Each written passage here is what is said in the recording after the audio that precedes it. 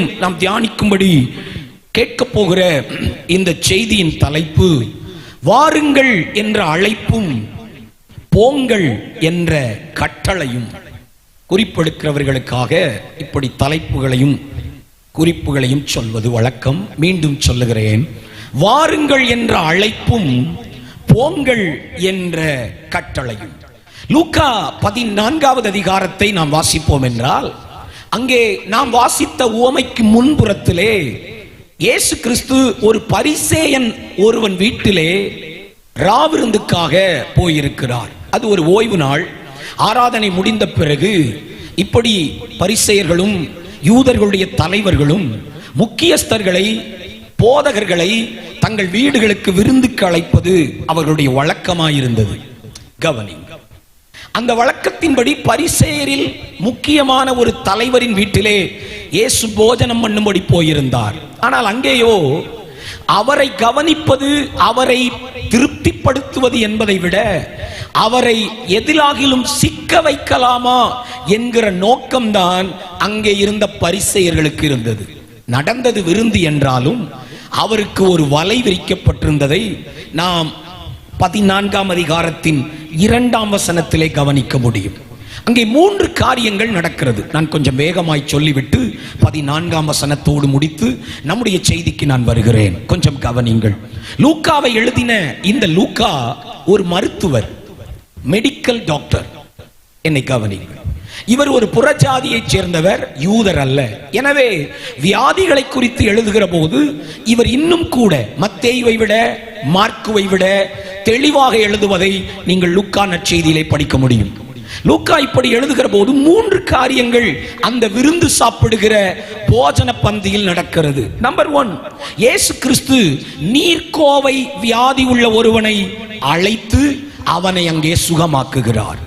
இந்த வியாதி உள்ளவனுக்கு அந்த போஜன பந்தியில் என்ன வேலை என்று தெரியவில்லை. ஒருவேளை இயேசுவை சோதிக்கும்படிக்கு இவன் அழைக்கப்பட்டிருக்கலாம், அல்லது அந்த குடும்பத்தில் இவன் ஒருவனாக இருக்கலாம். இருக்கட்டும். ஆனாலும் போஜனத்திற்கு அழைத்தவர்கள், 2ஆம் வசனம் சொல்கிறது, அவர் என்ன செய்வாரோ என்று அவர் மேலே நோக்கமாயிருந்தார்கள். ஏன்? கவனியுங்கள். இந்த நீர்க்கோவை வியாதி என்றால் உடலிலே நீர் தேங்குகிறதான வியாதி. கை கால்கள் எல்லாம் வீங்கிக் கொள்கிற, ஆங்காங்கே நீர் நிற்கிறதான ஒரு வியாதி. ஒருவேளை இருதய பலவீனம் அல்லது சிறுநீரக செயலிழப்பு, கல்லீரலிலே வியாதி. இந்த 3இன் ஒரு அடையாளம் தான் ஆங்காங்கே நீர் தேங்கி கை கால்கள் வீக்கமாயிருப்பது. கவனியுங்கள், ட்ராப்சி என்று ஆங்கிலத்தில் சொல்வார்கள். இந்த நீர்க்கோவை வியாதி உள்ளவனை இயேசு சுகமாக்கினால் ஓய்வு நாளில் எப்படி சுகமாக்கலாம் என்று கேட்கலாம். ஒருவேளை ஓய்வு நாளில் ஏன் சுகமாக்க வேண்டும், வந்த வேலையை செய்வோம் என்று போஜனம் பண்ணிவிட்டு போய்விட்டால் இவருக்கு மக்கள் மீது, மனிதர்கள் மீது கொஞ்சமேனும் கருணை இல்லை, மனதுருக்கம் இல்லை என்று குற்றம் சாட்டலாம். 2 காரணங்களை நினைத்திருக்கலாம். ஆனால் இயேசு கிறிஸ்து வசனம் 4 அவனை அழைத்து சொஸ்தமாக்கி அனுப்பிவிட்டார். இந்த சத்தத்தை கேட்கிற என் அன்பு தெய்வ பிள்ளைகளே, இயேசு கிறிஸ்துவுக்கு விருந்தை விட, போஜனம் பண்ணுவதை விட, தம் சாயலாய் படைக்கப்பட்ட மனிதன் ஆரோக்கியமாய் இருப்பதில் அத்தனை விருப்பம் உண்டு. நல்லாதான் ஒரு ஆமீன் சொல்லியிருக்கலாமே. அவர் துதியினால் மகிழுவதை விட, அவர் கொண்டாட்டங்களில் மகிழுவதை விட, தன்னை திருப்திப்படுத்துகிற, தன்னை கனம் பண்ணுகிற போஜனத்தில் அமர்வதை விட, அங்கே இருக்கிற வியாதியஸ்தனை சுகமாக்குவதையே முதல் வேலையாக கருதினார். நான் விசுவாசிக்கிறேன், இன்றைக்கும் பண்டிகை போல் நடந்து கொண்டிருக்கிற இந்த கன்வென்ஷன் கூட்டத்தின் 3ஆம் நாளில் என்னை இயேசு தொடுவாரா, எனக்கு ஒரு அற்புதம் நடக்குமா, என் சரீரத்தில் இருக்கிற வியாதி நீங்குமா என்று நீங்கள் காத்து கொண்டிருந்தால், நேரலையில் பார்க்கிற சிலர் இந்த இயேசு என்னை சுகமாக்கட்டும் அல்லது என் உறவினர் ஒருவருக்கு ஒரு அற்புதம் நடக்கட்டும் என்று ஜெபத்தோடு இருப்பீர்களானால், இன்றைக்கு நான் உங்களுக்கு சொல்லட்டும், செய்தியை கேட்டுக்கொண்டிருக்கிற போதே இந்த இயேசு உங்களை சுகமாக்க வல்லவர். செய்தியின் முடிவிலே தேவ மனிதர்களாய் எழும்பி நாங்கள் ஜெபிக்கிற போது, இன்றைக்கு உங்களுக்கு ஒரு அற்புதம் நிச்சயம் வந்தது போல நீங்கள் திரும்பி செல்ல போவதில்லை. விசுவாசிக்கிறவங்க கரம் தட்டி, நேற்றும் இன்றும் என்றும் மாறாத சுகமாக்கும் வைத்தியராம் யெகோவா ராஃபாவை நல்ல கனம் பண்ணுங்க பார்க்கலாம். இன்று ஒரு அற்புதம் உங்களுக்கு உண்டு. ஆமென், ஹல்லேலூயா. அவருடைய உயிர்த்தெழுதலின் வல்லமை இன்றும் உங்களுக்கு கிரியை செய்ய போகிறது. ஆமென். தொடக்கத்திலேயே ஜெபிக்க வேண்டும் என்ற விருப்பம் உண்டென்றாலும் இன்னும் ஒருவேளை சிலர் வருவதற்கு தாமதமாகலாம். அவர்களும் வந்து ஜெபத்தில் இணையட்டும் என்பதால் கடைசியிலே சுகமாக்கப்பட நாம் ஜெபிக்க போகிறோம். இந்த நீர்க்கோவை வியாதி உள்ளவனை ஒரு வினாடியில் சுகமாக்கி அனுப்பின இயேசு, எந்த வியாதியோடு நீங்கள் வந்திருந்தாலும் இன்று இந்த வளாகத்தை விட்டு புறப்படும் போது பூரண ஆரோக்கியத்தோடு புறப்படுவீர்கள். கர்த்தர் அதை செய்வாராக. இரண்டாவது நடந்தது என்ன? இயேசு கிறிஸ்து பந்தி அமர்ந்து கொண்டே அந்த பரிசேயனுடைய வீட்டிற்கு வந்திருக்கிற விருந்தாளிகளை கவனிக்கிறார். அங்கே ஒரு கூட்டம் முக்கியமான இடங்களை தேடி தேடி அமருகிறது. கனம் பெற்ற இடங்களை தேடி அமர்கிறதை கண்ட இயேசு வசனம் 5 பின்பு அவர்களுக்கு ஒரு போதனையை சொல்லுகிறார். தன்னைத்தான் தாழ்த்துகிறவன் உயர்த்தப்படுவான். நீ பந்திக்கு அழைக்கப்பட்டால் தாழ்வான இடத்தில் அமரு. பந்திக்கு அழைத்தவன் உன்னை உயரத்திற்கு கூப்பிடும் போது உனக்கு கனம் உண்டாகும் என்று சொன்னார். மூன்றாவது நடந்தது என்ன? வசனம் 12 யாரை விருந்துக்கு அழைக்க வேண்டும் என்பது குறித்து தன்னை விருந்துக்கு அழைத்த பரிசேயனை கூப்பிட்டு அவனுக்கு ஆலோசனை சொல்லுகிறார். நீ ஒரு விருந்து வைக்கிற போது இப்படியெல்லாம் கனம் பெற்றவர்களையும் படித்தவர்களையும் பணக்காரர்களையும் அழைக்காமல் ஏழைகளையும் குருடரையும் ஊனரையும் சப்பானிகளையும் அழைப்பாயாக. அப்பொழுது அவர்கள் உன்னை பதில் விருந்துக்கு அழைக்க மாட்டார்கள், பரலோகத்திலே உன் பலன் மிகுதியாயிருக்கும் என்று சொன்னார். இப்படி பேசிக் கொண்டிருக்கிற நேரத்தில் இது எல்லாம் நடந்து கொண்டிருக்கிற போதுதான் நாம் வாசித்த வேத பகுதியின் 15ஆம் வசனம் தொடங்குகிறது. சாப்பிட்டுக் கொண்டிருந்த பரிசேயர்களில் ஒருவன் தன்னை கொஞ்சம் மிஞ்சின ஆவிக்குரியவனாய் காண்பிக்க விரும்பினானோ என்னவோ இயேசுவிடத்திலே ஒரு வார்த்தையை சொல்லுகிறான். தேவனுடைய ராஜ்யத்தில் போஜனம் பண்ணுகிறவன் பாக்கியவான். என்னை கவனி. யூதர்களுக்கு ஒரு பெரிய நம்பிக்கை இருந்தது. தேவனுடைய ராஜ்யம் பிரம்மாண்டமான விருந்து போல் இருக்கும் என்று அவர்கள் நம்பினார்கள்.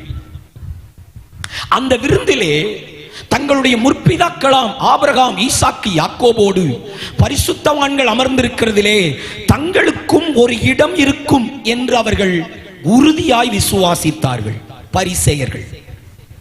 இந்த பரிசேயனும் கூட அதே நம்பிக்கையிலே தான், ஆண்டவரே நீர் இங்கே விருந்திருப்பதை குறித்து பேசுகிறீர், நாங்களோ தேவனுடைய ராஜ்யத்தில் கட்டாயம் எங்களுக்கு ஒரு விருந்து உண்டு, நாங்கள் அதிலும் பந்தி இருப்போம் என்கின்ற ஒன்றை அவன் சொன்னபோது இயேசு கிறிஸ்து இந்த உரையாடலை கவனியுங்கள்.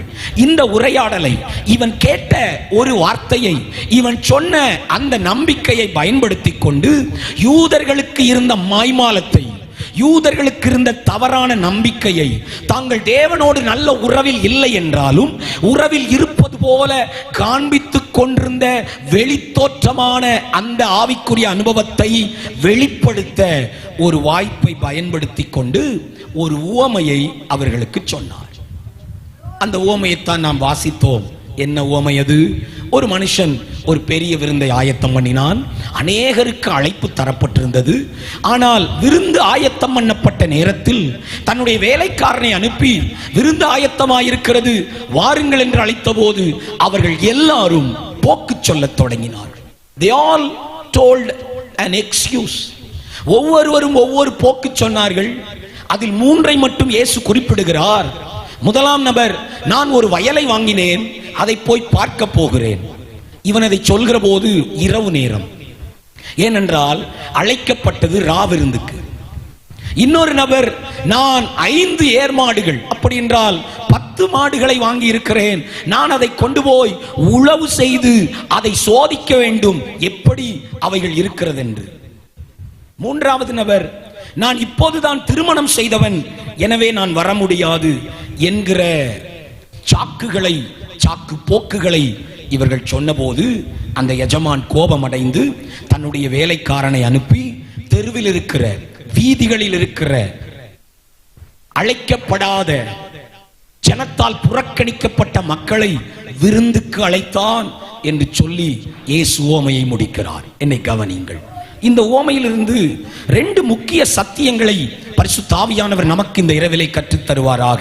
ஒன்று, ஆத்துமாக்களின் ரட்சிப்பின் மீது நம்முடைய பரம பிதாவுக்கு எத்தனை அக்கறை என்பதை இந்த உவமை காண்பிக்கிறது. 2, இந்த ஆத்துமாக்களை ரட்சிக்கிற தெய்வீக பணியிலே ரட்சிக்கப்பட்டிருக்கிற விசுவாச குடும்பங்களின் பங்கு என்ன என்பதையும் இந்த வேத பகுதி நமக்கு போதிக்கிறது. அதற்குத்தான் இந்த செய்தியின் தலைப்பே வாருங்கள் என்று ரட்சிக்கப்படாத இன்னும் மீட்பு பெறாத பாவிகளை அழைக்கிற கிறிஸ்து போங்கள் என்று ரட்சிக்கப்பட்ட விசுவாசங்களை விசுவாச குடும்பங்களை அனுப்ப விரும்புகிறார். ஆமென். என்னை கவனியுங்கள். இந்த அழைப்பு கொடுக்கிற தேவன் இங்கே நாம் 3 விதமான அழைப்பை பார்க்க முடியும். தேவன் ரட்சிக்கும்படி மக்களுக்கு கொடுக்கிற அழைப்பினுடைய 3 பகுதிகளை உங்களோடு கூட பேச ஆவியானவர் வார்த்தைகளை தருவாராக. 1, எழுதிக் கொள்ளுங்கள், கொடுக்கப்பட்ட அழைப்பு. 2, நிராகரிக்கப்பட்ட அழைப்பு. 3, விஸ்தரிக்கப்பட்ட அழைப்பு. நம்பர் 1, கொடுக்கப்பட்ட அழைப்பு. வசனம் 16, 17 படிக்கலாமா? அதற்கு அவர் ஒரு உவமையை சொல்லத் தொடங்குகிறார். ஒரு மனுஷன் பெரிய விருந்தை ஆயத்தம் பண்ணி அநேகரை அழைப்பித்தான். ஆமென்.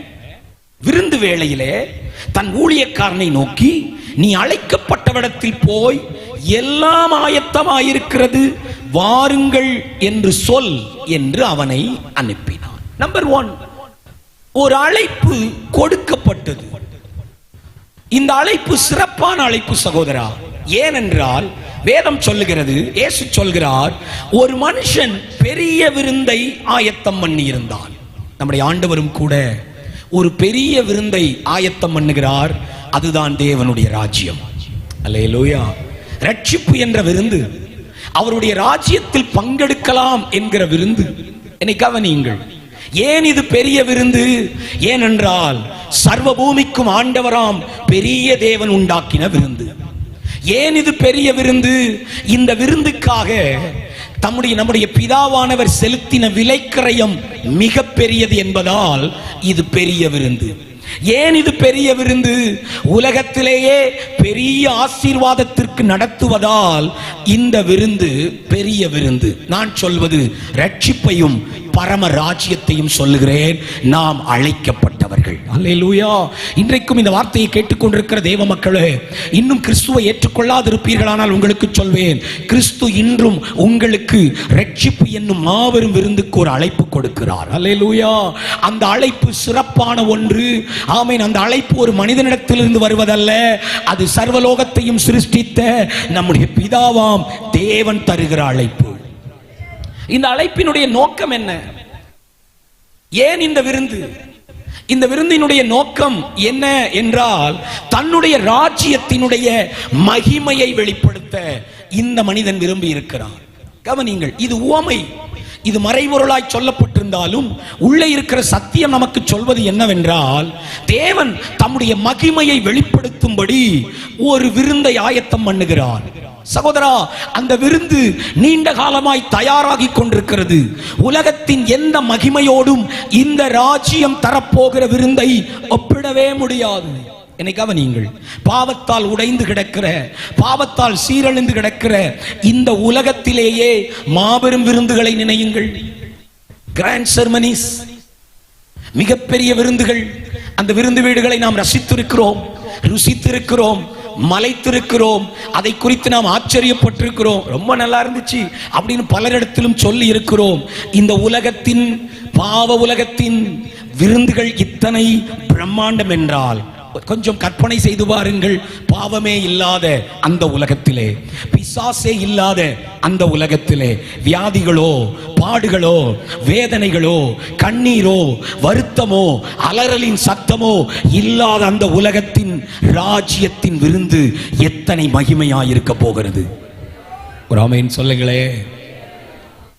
இந்த செய்தியின் தொடக்கத்திலே உங்களை நான் கொஞ்சம் கற்பனை செய்ய அழைக்கிறேன். தேவ மகிமையால் நிறைந்த அந்த தேசம், தேவன் தம்முடைய சிங்காசனத்தில் வீற்றிருக்கிற அந்த பரலோகம், ஆமென், கொஞ்சமேனும் பாவம் இல்லாத பரிசுத்தமும் நீதியும் நிறைந்திருக்கிற அந்த உலகம், நம்முடைய முற்பிதாக்கள் நாம் ரசித்து படித்துக் கொண்டிருக்கிற வாழ்க்கை வாழ்ந்த ஆபிரகாம், ஈசாக்கு, யாக்கோபு, தாவீது, அப்போஸ்தலர்கள், பரிசுத்தவான்கள், நம்மை விட்டு பிரிந்து போன நீதிமான்கள், நம்முடைய திருச்சபையின் முற்பிதாக்கள், இவர்கள் அத்தனை பேரும் அங்கே அமர்ந்திருக்கிற அந்த மகிமையான விருந்து எத்தனை மேன்மையாய் இருக்க போகிறது. அல்லேலூயா. உங்களால் கற்பனை செய்ய முடியுமானால் இன்னும் ஒரு நற்செய்தி சொல்லட்டுமா? நீங்களும் நானும் கூட அந்த விருந்தை நோக்கித்தான் நகர்ந்து கொண்டிருக்கிறோம். ஒரு நாள் வருகிற போது நான் இப்பொழுது சொன்ன அத்தனை பரிசுத்தவான்களோடும் அமரும்படிக்கு நமக்கும் ஒரு இடம் அங்கே இருக்கிறது. நல்ல கையை உயர்த்த இந்த நம்பிக்கை உள்ளவங்க ஆமென் சொல்லுங்களேன். நாமும் அந்த உலகத்தை நோக்கி போய் கொண்டிருக்கிறோம். அந்த மாபெரும் மகிமையின் பந்தியிலே நமக்கென்றும் கர்த்தர் ஒரு இடத்தை ஆயத்தம் பண்ணி இருக்கிறார். நித்தியத்தின் குடும்ப விருந்தாய் அது இருக்க போகிறது. அல்லேலூயா. என் அன்பு சகோதரனே, நான் எப்படி அந்த விருந்துக்கு வர முடியும்? தேவன் எனக்கென்று உண்டாக்கின அந்த விருந்திலே எனக்கு ஒரு இடம் உண்டா? நானும் பங்கு பெறலாமா என்று நீ கேட்பாயானால் உனக்கு சொல்லுவேன், நிச்சயம் நீ பங்கு பெற முடியும். இந்த அழைப்பு கிறிஸ்தவர்களுக்கு மாத்திரமல்ல, இந்த அழைப்பு இயேசுவை இன்றைக்கு ஆராதித்துக் கொண்டிருக்கிற ஆவிக்குரியவர்களுக்கு மாத்திரமல்ல, இந்த சத்தம் கேட்கிற யாவருக்கும் பிதாவாகிய தேவன் ஒரு அழைப்பை கொடுக்கிறார். வாருங்கள், உங்களுக்கும் இந்த விருந்து ஆயத்தமாயிருக்கிறது. அல்லேலூயா. எப்படி வருவது? விருந்தை ஆயத்தப்படுத்தின கர்த்தரே உன்னை அழைக்கிறார். எப்படி வருவது? கர்த்தருக்கு ஸ்தோத்திரம். இந்த விருந்திலே அமர்கிறவளின் பட்டியலிலே உன் பெயர் இடம் பெறும்படிக்கு இயேசு கிறிஸ்துவை விசுவாசித்து திருமுழுக்கெடுத்துக் கொண்டு உன் பெயரையும் ஜீவ புஸ்தகத்தில் எழுதும்படி நடந்து கொள்வாய் என்றால் இந்த விருந்திலே உனக்கும் ஒரு இடம் உண்டு. அல்லேலூயா. ஆமென். வெறுமனே பெயர் எழுதப்பட்டால் போதாது. விருந்துக்கு அழைக்கிற சர்வ வல்லமையுள்ள பரமபிதாவினுடைய குமாரன் இயேசுவோடு உங்களுக்கு ஒரு தனிப்பட்ட ஐக்கியம், நீண்ட கால உறவு, நெருக்கமான ஐக்கியம் இருக்கும் என்றால் நிச்சயம் சொல்லுவேன், உங்களுக்கும் இந்த விருந்திலே இடம் உண்டு. சத்தமா ஒரு ஆமென். அமர்ந்திருக்கிறேன் அன்பு சகோதரனே, சகோதரியே, ஒருவேளை இந்த உலகத்தில் நடக்கிற, உங்கள் குடும்பத்தில் நடக்கிற, உங்கள் கிராமத்தில் நடக்கிற பிரம்மாண்டமான விருந்துகளில் உங்களுக்கு அழைப்பு இருந்ததோ இல்லையோ, பரலோகத்தில் நடக்க போகிற பரிசுத்தமான மகிமையான முற்பிதாக்களோடு அமரப்போகிற விருந்துக்கு உங்களுக்கு ஒரு அழைப்பு இருக்கிறது. ஒரு ஆமென். இந்த உலகத்திலே அமர முடியாத பிரம்மாண்ட விருந்துகளை குறித்து நீங்கள் வருத்தப்பட வேண்டாம். ஒரு நாள் வரும், பிதாவாகிய தேவனோடும் நமக்காக மரித்த ஆமென் பரிசுத்த குமாரனோடும் நம்மோடு கூட கர்த்தரை நம்பின சேவித்த நம்முடைய முற்பிதாக்களோடும் அமரப்போகிற ஒரு மகிமையான விருந்துக்கு நாம் அழைக்கப்பட்டிருக்கிறோம். சந்தோஷமா இருக்கிறவங்க கையை உயர்த்தி ஒரு ஆமென் சொல்லுங்களேன். அழைப்பு கொடுக்கப்பட்டது. ஆனால் துக்கம் என்னவென்றால், வசனம் 18 முதல் சொல்லுகிற அடுத்த வார்த்தைகள் 18, 19, 20 வசனங்கள் அந்த அழைப்பு நிராகரிக்கப்பட்டதை காண்பிக்கிறது. They all rejected the invitation. தங்களுக்கு தரப்பட்ட மேன்மையான அழைப்பை, தங்களுக்கு தரப்பட்ட மகிமையான விருந்துக்கான அழைப்பை சாதாரணமான காரணங்களை சொல்லி அவர்கள் நிராகரித்தார். ஆமென். என்னை கவனி. வேதாகம நாட்களில் ஒரு விருந்து நடக்கிறது என்றால் அந்த விருந்துக்கு அழைக்கிற போது அவர்கள் விருந்துக்கு அழைக்கிற இடத்திலே ஒரு உத்தரவாதம், ஒரு உறுதி வாங்கிக் கொள்வார்கள். கட்டாயம் வருவேன், எங்கள் வீட்டிலிருந்து 2 பேர் வருவோம், 2 பேர் பெயர் சேர்த்துக் கொள்ளுங்கள். அப்படி சொன்னால்தான் விருந்தை சமைக்கிறவர், விருந்தை தயார்படுத்துகிறவர் அவர்களுக்கான இடத்தையும் அவர்களுக்கான உணவையும் ஆயத்தம் பண்ணுவார். இன்றும் மேலை நாடுகளில் இந்த பழக்கம் உண்டு. நாம பத்திரிக்கை கொடுக்கிற மாதிரி கொடுத்துட்டு போனா எவ்வளவு பேர் வருவாங்கன்னு தெரியாம முழிச்சிட்டு இருக்கிறதெல்லாம் அங்க தேவையில்லை. கவனிங்கள், பத்திரிக்கை கொடுக்கிற போதே அங்கே அவர்கள் திரும்ப அனுப்புகிற ஒரு கடிதத்தையும் வைத்திருப்பார்கள். நாங்கள் இத்தனை பேர் எங்கள் குடும்பத்தின் சார்பில் கலந்து கொள்வோம் என்ற கடிதம் திரும்பவும் கல்யாண வீட்டுக்காரருக்கோ விருந்து வைக்கிறவருக்கோ வந்து விடுகிற போது அந்த குடும்பத்தின் பெயரிலே அங்கே ஒரு தனி மேஜை அமைக்கப்படும், அவருக்கும் சேர்த்து உணவு பரிமாறப்படும். கவனியுங்கள், நாள் நேரம் முன்பே அறிவிக்கப்படுகிறது. அவர்கள் வருவேன் என்று வாக்கு பண்ணிவிட்டால் அவர்களுக்கும் சேர்த்து உணவு தயாரிக்கப்படுகிறது. அவர்களுக்கான இடம் அவர்கள் பெயரிலேயே அங்கே முன்குறிக்கப்படுகிறது. விருந்து தயாரானவுடன் மீண்டும் அந்த வீட்டின் வேலைக்காரன் வீடு வீடு வீடாய் போய் அழைக்கப்பட்டவர்களுக்கெல்லாம் சொல்லுவான், ஆயத்தமாயிற்று, வாருங்கள். ஆமென், ஹல்லேலூயா. கவனியுங்கள், இங்கே நடப்பதே வேறே. இங்கே நடக்கிற காரியத்தை நீங்கள் சிந்தித்தால், அழைக்கப்பட்டவர்கள் அழைப்பு கொடுக்கிற போது சொன்னார்கள், கட்டாயம் வருவோம், எங்கள் குடும்பத்தில் 2 பேர் வருவோம், நாங்கள் முழு குடும்பமாய் 5 பேர் வருவோம்.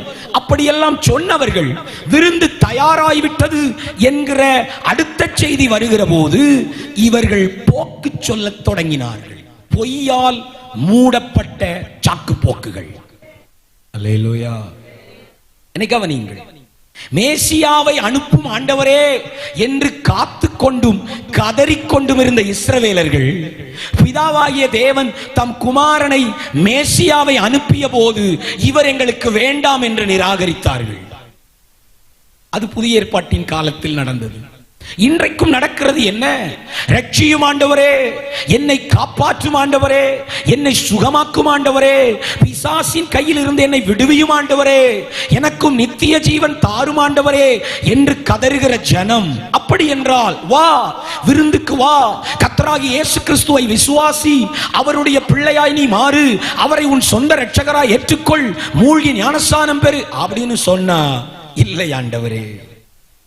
கிருபையின் காலத்திலேயும் பிதாவாகிய தேவனின் அழைப்பை நிராகரிக்கும் மக்கள் உண்டு.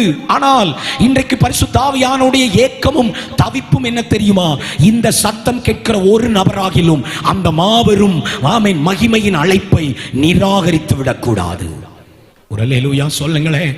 இந்த சத்தத்தை வெளியே வீடுகளில் அமர்ந்து நேரலையிலும் ஆமென் இந்த சத்தத்தை நேரடியாகவும் கேட்டுக்கொண்டிருக்கிற என் அன்பான தேவ மக்களுக்கு நான் சொல்லுவேன், இந்த சத்தம், இந்த கன்வென்ஷன் கூட்டங்களின் நோக்கம் பிதாவாகிய தேவன் தரும் அழைப்பு. அல்லேலூயா. எங்களுடைய நோக்கம் ஏதோ ஒன்றை செய்துவிட்டு போவது அல்ல, கொண்டாடி மகிழ்வது அல்ல. இங்கே தேவன் செய்வது என்ன? வரப்போகிற மாபெரும் விருந்துக்கு உனக்கும் ஒரு அழைப்பு தருகிறார். அல்லேலூயா. தேவையில்லாத காரணங்களை சொல்லி நிராகரித்து விடாதிருங்கள்.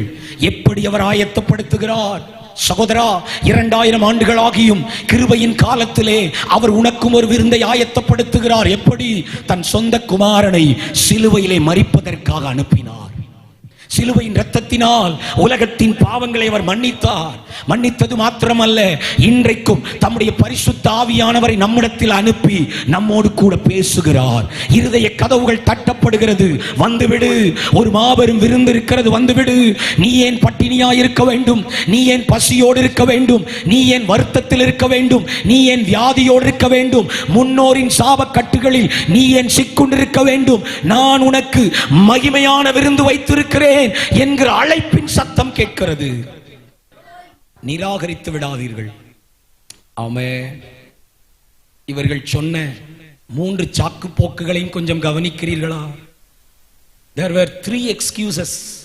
நம்பர் 1, முதல் மனிதன் சொன்ன சாக்கு போக்கு 18ஆம் வசனத்தில் இருக்கிறது. ஒரு வயலை வாங்கினேன், உடனே போய் அதை பார்க்க வேண்டும். ஒரு சொத்தை வாங்குகிறவன், ஒரு நிலத்தையோ மனையையோ வீட்டையோ வாங்குகிறவன் முன்பே போய் பார்க்காமல், அளக்காமல், எல்லை குறிக்காமலா வாங்கி இருப்பான். அப்படியே வாங்கி இருந்தாலும் ஒரு இரவு நேரம், இது போன்ற ஒரு மாலை நேரம், சூரியன் அஸ்தமிக்கிற நேரத்துல தான் விருந்து தயார், வாருங்கள் அப்படின்னு அழைக்கிறாங்க. கவனியுங்கள். ஆனால் இவன் அழகாய் ஒரு பொய்யை சொல்லுகிறான். இல்லை, எனக்கு என் ஆஸ்தி முக்கியம். இன்றைக்கும் பரமபிதா தருகிற அழைப்பை நிராகரிக்கிற மக்கள் நிராகரிப்பதற்கு சொல்லுகிற முதல் சாக்கு போக்கு, அவர்கள் இந்த உலக பொருட்களே போதும் என்று வாழ்கிறார்கள். உலகத்தினுடைய நன்மைகள், உலகத்தினுடைய ஆஸ்திகள், உலகத்தினுடைய ஆசீர்வாதங்களால் தங்களை திருப்திப்படுத்திக் கொள்ள பார்க்கிறார்கள். இவர்களுக்கு இயேசு சொன்ன வார்த்தை தான் நேற்றைக்கும் நாம் தியானித்தோம். மனுஷன் இந்த உலகம் முழுவதையும் தனக்கு சொந்தமாக்கி கொண்டாலும் தன் ஆத்துமாவை நஷ்டப்படுத்தினால் அவனுக்கு லாபம் என்ன? ஆமென். என் அன்பு சகோதரா, ஒருவேளை இது போதும், இதற்கு மேல் என்ன வேண்டும் என்று நீங்கள் வாழ்ந்து கொண்டிருப்பீர்களானால், ஆஸ்திகள் உண்டு, உலகத்தில் நான் அனுபவிக்க ஏராளம் பொருட்கள் உண்டு, 1க்கு 2 வீடு உண்டு, 2க்கு 3 கார் உண்டு, நல்ல கல்வி உண்டு, பேங்க்ல எனக்கு ஒரு டெபாசிட் உண்டு, தேவையான அளவு நகை நட்டு உண்டு. ஓகே, ஆனால் ஒன்றை கவனியுங்கள். உங்களிடத்தில் ஒரு கேள்வி கேட்கட்டும். இந்த வாழ்க்கையில் மிக முக்கியமானது நான் எவ்வளவு ஆஸ்தி உள்ளவன் என்பதா, அல்லது நான் மறுமைக்குள் போவேன் என்பதா? மீண்டும் கேட்கிறேன், இந்த உலக வாழ்க்கையில் மிக முக்கியமான கேள்வி எது? நான் எவ்வளவு மதிப்புள்ளவனாயிருக்கிறேன், எவ்வளவு சொத்துள்ளவன் என்பதா, அல்லது மரித்த பின்பு நான் எங்கே போய் நிற்பேன் என்பதா? உங்கள் பதில் என்ன? இன்னும் கிறிஸ்துவை ஏற்றுக்கொள்ளாதவர்களுக்கு நான் கேட்கட்டும், உங்கள் பதில் என்ன? இந்த ஆஸ்தியும் சேர்த்திருக்கிற ஐஸ்வர்யமும் இந்த உலகத்தோடு முடிய போகிறது. உலகத்தின் முடிவிலே அல்லது உங்கள் மரண நாளிலே கண்களை மூடும் போது நித்திய ஜீவன் தொடங்க போகிறதே, நீங்கள் எங்கே நிற்க போகிறீர்கள்? ஆமென். இரண்டாவது நபர் சொன்ன சாக்கு போக்கு என்ன? வசனம் 19 எழுதியிருக்கிறது. அவன் சொன்னான், 5 ஏர் மாடு கொண்டே. 5 ஏர் என்றால் 10 மாடுகள். ஒரு ஏருக்கு 2 மாடுகள் வீதம். 10 மாடுகளை வாங்கினேன், அதை சோதித்து பார்க்க போகிறேன். கவனிங்கள், மாலை நேரத்தில் சூரியன் அஸ்தமித்து விட்ட பின்பு இவன் சொல்லுகிற சாக்கை பார்த்தீர்கள் என்றால், இவன் அதை சோதித்து பார்க்காமல் வாங்கியிருக்க வாய்ப்பில்லை. அப்படியே வாங்கியிருந்தாலும் இரவு நேரத்திலே களத்தில் நிலத்தில் கொண்டு போய் வயலில் விட்டு அது உழுகிறதா, அது செம்மையா இருக்கிறதா, ஆரோக்கியமானதா என்று பார்க்க வாய்ப்பில்லை. நீங்கள் இவன் எதற்கு அடையாளம்? இந்த ஓமையிலே இந்த மனிதனை கர்த்தர் யாருக்கு அடையாளமாய் சொல்லுகிறார்? தங்களுடைய வேலை, தங்களுடைய வியாபாரம், தங்களுடைய தொழில், தங்களுடைய பொறுப்புகள் என்று தேவனை தேட நேரம் இல்லாமல் ஓடிக்கொண்டிருக்கிறவர்களை குறித்து ஆண்டவர் சொல்லுகிற ஓமை இது. பாஸ்டர், நீங்க சொல்றது நல்லா இருக்கு, அந்த அழைப்பு எங்களுக்கும் கேட்குது, நாங்களும் அங்கே பந்தியில இருக்க விரும்புகிறோம், நித்திய ஜீவனில் நாங்களும் பங்கெடுக்க விரும்புகிறோம். ஆனா எனக்கு இப்பெல்லாம் தேவனை தேட நேரம் இல்லையே, நான் வேலைன்னு ஓடிட்டு இருக்கிறேன், இப்போ சம்பாதிச்சாதான் சம்பாதிக்க முடியும், இப்போ முடிச்சாதான் இதை முடிக்க முடியும், எனக்கு வீட்டில இருக்கவே நேரம் இல்லை என்கிற அளவுக்கு தேவனை தேடவும் நேரம் இல்லாமல் நீங்கள் ஓடிக்கொண்டிருப்பீர்களானால் நீங்கள் அழைப்பை நிராகரிக்கிறீர்கள். ஆமென். சத்தம் கேட்கிற தேவ பிள்ளைகள் கவனியுங்கள். உழைப்பு நல்லது, வேலை முக்கியம், தொழில் செய்வது ஆசீர்வாதம், படிப்பது அவசியம், சம்பாதிப்பது தவறல்ல. ஆனால் அது தேவனுக்கும் முன்பு தேவனையும் மிஞ்சி முதலிடத்தில் இருக்குமானால் அந்த வேலை, அந்த வியாபாரம், அந்த தொழில் பாவமாய் மாறிவிடுகிறது. அது எனக்கு விக்கிரகமாய் மாறிவிடுகிறது. அல்லேலூயா. அமர்ந்திருக்கிற தேவ பிள்ளைகளும் ஒருவேளை ஜெபிக்கவும், தேவனை தேடவும், ஓய்வு நாளில் ஆராதிக்கவும், கர்த்தருடைய சத்தம் கேட்கவும், அவருடைய சித்தத்திற்கு கீழ்ப்படியவும் நேரமில்லை என்று சொல்லும் அளவுக்கு ஒரு வேலையில் இருப்பீர்களானால் அந்த வேலை கர்த்தர் தந்த வேலை அல்ல. ஆமென்.